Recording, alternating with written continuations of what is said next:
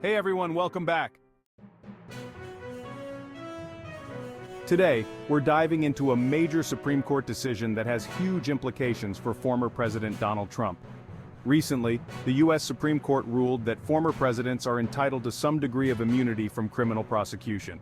This is a major victory for Trump and significantly weakens the 2020 election subversion case against him. Here's the breakdown.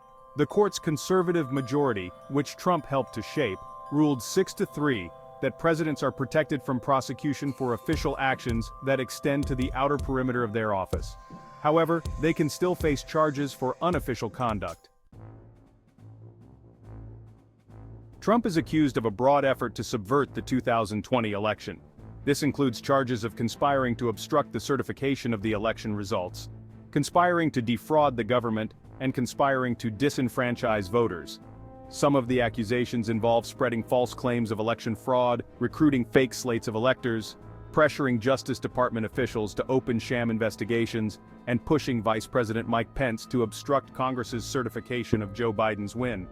Additionally, Trump is accused of inciting the January 6th Capitol riot, where his supporters stormed the Capitol building in an attempt to stop the certification of the election results.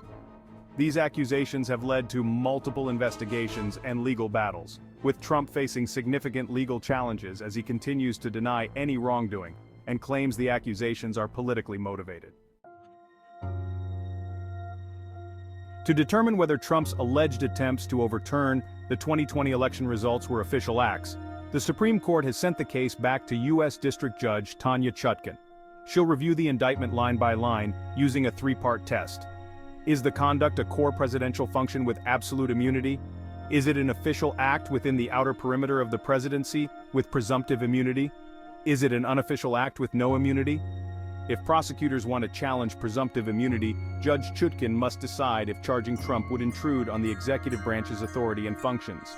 The Supreme Court will then review her findings, considering the broader implications for presidential immunity. This decision could set a significant precedent for future cases involving presidential actions and legal accountability. The nation watches closely as the judiciary navigates this complex and historic legal challenge. Chief Justice John Roberts, writing for the majority, determined that Trump's interactions with Justice Department officials were official acts, as they are part of the executive branch. This means that such actions fall within the scope of presidential duties, and are thus protected. He also stated that Trump's discussions with Vice President Pence were presumptively immune since they involved presidential responsibilities, reinforcing the executive privilege. Regarding Trump's remarks on January 6th, Roberts wrote that they are likely protected as presidential addresses. However, he noted that there could be an argument that these remarks were made in the capacity of a candidate for office, which might alter their protection status. Overall, Roberts' opinion underscores the broad scope of presidential immunity, but also hints at the complexities involved when actions might overlap with campaign activities. One of the most significant impacts of this ruling is that any conduct deemed to be official acts cannot be used as evidence at trial. This is a blow to the prosecution's case, as they hope to use such acts to show Trump's intent. Special counsel Jack Smith had parts of his criminal case against Trump gutted by this ruling. The Supreme Court waited until the end of the term to announce this decision, which some argue plays into Trump's strategy to delay any trial as much as possible. Legal experts believe this ruling sets a precedent that could affect future prosecutions of public officials. By narrowing the definition of what constitutes an official act, the Supreme Court has made it more challenging to prove corruption cases. This decision has sparked a debate about the balance between protecting public officials and holding them accountable. Some argue that it gives too much leeway to those in power, while others believe it is necessary to prevent overreach by prosecutors. The long-term impact of this ruling will be closely watched as future cases unfold. Critics argue that this delay prevents a prompt trial and benefits Trump by keeping the case unresolved before the upcoming election. Trump's legal strategy seems to aim at postponing all his federal criminal cases, including charges in Florida for illegally retaining classified documents, until after the election, hoping to get re-elected and potentially appoint a loyalist attorney general who could drop the charges. As it stands, the earliest a trial in Trump's election subversion case can start is September 20th, since Trump's lawyers have 88 days left to prepare a defense after the case was frozen due to the immunity appeal. This strategy not only buys time, but also allows Trump to focus on his election campaign without the immediate pressure of ongoing trials. Legal experts debate the consequences of these delays, with some suggesting it undermines the judicial process, while others argue it's a legitimate defense tactic. Public opinion remains divided, with many scrutinizing the ethics and implications of Trump's legal maneuvers. From his Mar-a-Lago club in Florida, Trump celebrated the ruling with an all-caps statement on his Truth Social platform, "Big win for our Constitution and democracy. Proud to be an American." He further elaborated during a rally, expressing his gratitude to the Supreme Court and emphasizing the importance of the decision for the future of the country. His supporters erupted in cheers, showing their approval and excitement over the ruling. Back at Mar-a-Lago, Trump was seen walking through the club, shaking hands and receiving congratulations from guests and staff. He gave a thumbs up to the cameras, clearly pleased with the outcome and the support he was receiving.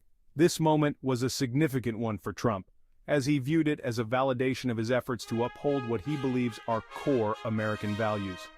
As he boarded his private jet later that evening, Trump was in high spirits, ready to continue his journey with renewed vigor and confidence. Last October, Trump filed to dismiss the indictment on grounds of absolute immunity. After Judge Chutkan denied the motion, Trump challenged her ruling in December at the U.S. Court of Appeals for the D.C. Circuit. This appeal automatically stayed the trial proceedings, as a win on the immunity claim would prevent any prosecution. While the case was frozen, and the Supreme Court considered his immunity claim, the conservative justices showed no urgency to resolve it, possibly seeing the case as politically motivated. Legal experts weighed in, suggesting that the case could set a significant precedent. The appeals process extended the timeline, adding complexity to the legal battle. Ultimately, the Supreme Court's decision will have far-reaching implications for presidential immunity. Justice Amy Coney Barrett suggested a possible workaround for the special counsel, editing the indictment to focus on unambiguously private acts. This approach could potentially bypass the lengthy and complex process of determining immunity for official acts. By narrowing the scope of the indictment to actions that are clearly outside the realm of official duties, the prosecution might avoid the legal entanglements associated with claims of executive immunity. This strategy would require careful legal analysis to ensure that the acts in question are definitively private and not intertwined with official responsibilities. If successful, this could streamline the prosecution process and expedite the legal proceedings, providing a more straightforward path to holding individuals accountable for their actions. That's it for today's breakdown of this significant Supreme Court decision. Let me know your thoughts in the comments below, and don't forget to like and subscribe for more updates.